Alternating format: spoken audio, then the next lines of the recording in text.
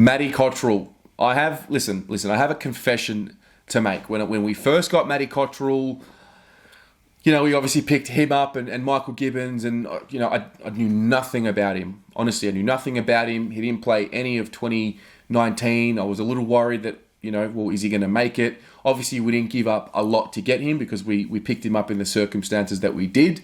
But going into 2020, I just wasn't sure. I hadn't seen any of him. Shout out to Nick from the cheer squad, who literally from day one in 2020 said this kid will play this year. I didn't know how it was going to happen. I didn't know where it would happen. I didn't know the pedigree of the guy, but Nick was right, and that's a call that he needs to be rewarded for. I mean, he played 5 games this year. He averaged 10.6 possessions, 11 possessions a game. If you look at the stats, it's nothing really stands out to you. But when you watched him play and you watched the way he went about it, you can tell he's got that care factor, and you can tell that it was good for him to get a taste of it. Now, the best case scenario is obviously he has another big preseason. He's already fit. That's the one thing. He's already fit. But the best case scenario is he has a great preseason and builds off that. And if Matt Cottrell can force himself into the side in 2021, 8 to 10 times, that's big. That's big for the list. Now, we know that games, Teague's pretty good at not gifting games, depending on who it is. But for the young guys coming through, he likes to reward them. Having said that, Cottrell did get dropped for that Sydney game where he kicked the game winner. And there's a few things I want to talk about with that. Firstly, he had a shocking game. He had an absolute stinker of a game before that kick.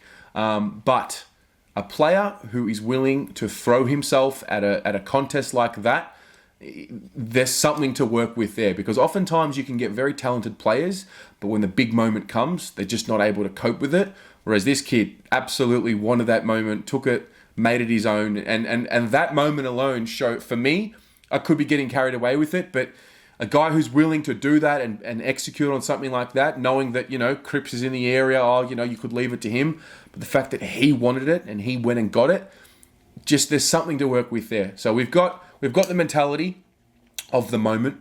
We've got the fitness. He's a running machine. For me, if he's going to become a regular player in this team, it's probably going to be on the wing. And if that's the case, for me, he's got to be having something like, 17 to 19 possessions a game in 2021. That's really, for me, what I'm looking at. Now, I know stats aren't everything, but as a wingman, you've got to be providing an option. So as close to 20 possessions as possible gets him into the side. Now, of course, that's easier said than done. But that's how I see him staying in the side and building off that. So that's my take on him. For a guy who I knew nothing about in 2020 to a guy who I'm really keen to pursue with in 2021 and beyond, that just probably shows the type of year that he had. 5 games, had that sort of impact. Something to work with for sure. I think, not just something, I think there's plenty to work with. So that's how I saw it. What about you? How did you find his year? Did you have the same situation as me where you knew nothing about him and then sort of at the end of the year you start thinking, okay, let's keep him? Let me know what you think, and please let me know, how do we best utilize him in 2021? What's the role for him? Is it on the wing? Is it across half back? And what does he need to do to stay in this side? Let me know.